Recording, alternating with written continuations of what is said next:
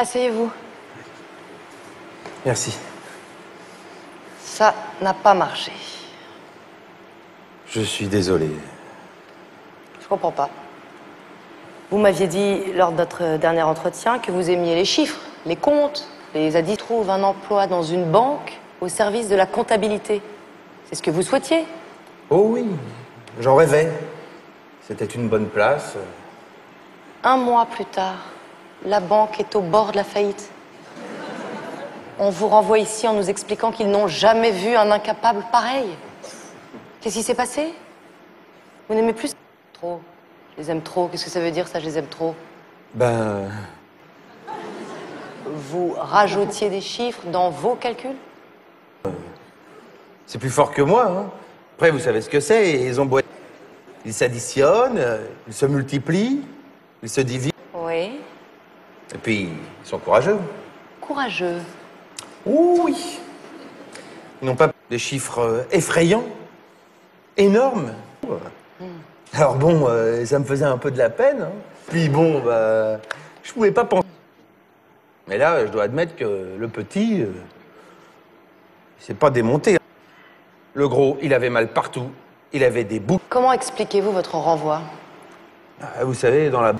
Surtout qu'après les incidents que j'ai un peu provoqués, je reconnais, le directeur, le sous-directeur, enfin tous mes supérieurs, les uns après les autres, sont venus dans mon bureau, très durs, très blessantes. C'est un problème, on tape sur les petits. C'est vous, le petit numéro. On a voulu s'attaquer au gros. La sardine a voulu couler le porte-avions, hein? C'est vous, la sardine? Non. Non, je suis pas là pour ça. Moi, je suis là pour vous trouver une place quelque part, une fonction, un rôle à jouer ici, là, dans la société. Et vous avez un dossier épouvantable dans le monde du travail. Vous avez provoqué 12 faillites ou dépôts de bilan. Parmi vos anciens collègues ou collaborateurs, on dénombre 23 dépressions nerveuses, 8 tentatives de suicide, dont 3 ont réussi. 3 inondations, une explosion d'usine. 1225 personnes sont au chômage à cause de vous, et vous êtes à l'origine d'un scandale boursier l'année dernière qui, je vous le rappelle, a ruiné un grand nombre de petits épargnants. Je ne peux pas vous remettre sur le marché du travail. J'en ai pas le droit. Vous n'êtes pas apte à travailler, vous n'êtes pas fait pour ça. J'en suis absolument certaine. Je vais vous envoyer à Besançon, dans le Doubs. Doubs. Mais qu'est-ce que je vais faire toute la journée là-bas? Rien. Vous ne ferez rien. De toute façon, il n'y a rien à faire à Besançon. C'est une plaisanterie? Absolument pas. Et c'est là que sont regroupés tous les incapables. Enfin, les gens comme vous, inaptes au travail.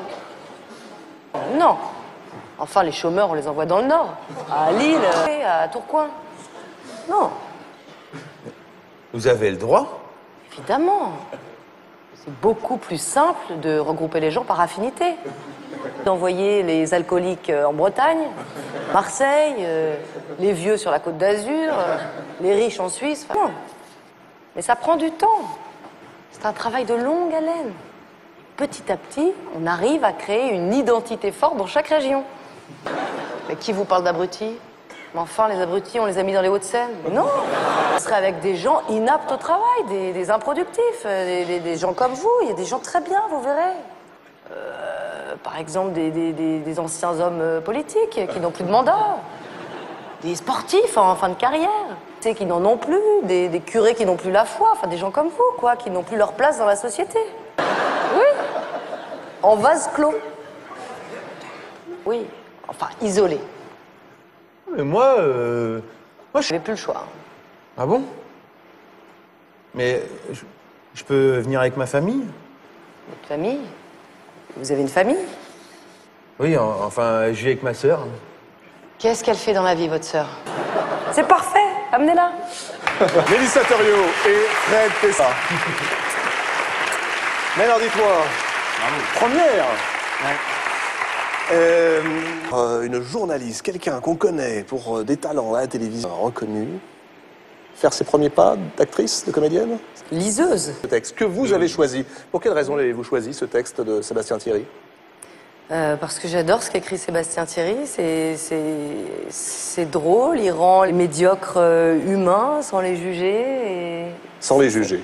Vos lectures, Mélissa, vous m'avez parlé, ça fait partie de votre panthéon? Oui, absolument. Pourquoi? C'est plus actuel que jamais, c'est une écriture qui me touche, c'est la différence. La différence, vous voudrez? La vie devant soi. La vie devant soi. Ouais.